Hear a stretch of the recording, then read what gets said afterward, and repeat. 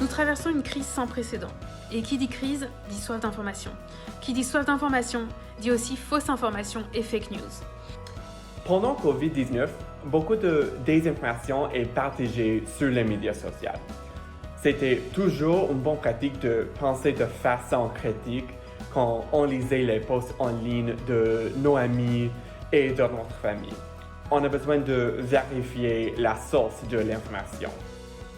En période de quarantaine, nous sommes encore plus vulnérables à cette logique algorithmique d'information qui répond aux intérêts économiques des clics et de l'adhésion à posture politique.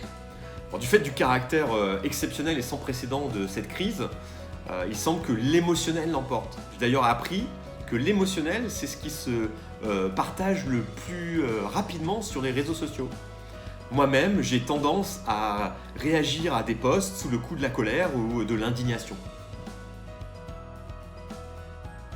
Au cours de COVID-19, les médias nationaux, les leaders de la santé publique et les représentants élus sont des sources de confiance au Canada. En plus des médias traditionnels, des journaux, radio et télévision, nous faisons partie de réseaux virtuels qui veulent simplement capter notre attention avec un contenu superficiel en rapport avec nos prédispositions. Alors pour lutter efficacement contre les fausses informations ou la désinformation, il est important de ne pas se laisser emporter par ses émotions. En premier lieu, il est essentiel de comprendre le contexte de communication dans lequel nous sommes insérés. L'impact des fausses informations est extrêmement néfaste pour les communautés qui sont déjà marginalisées.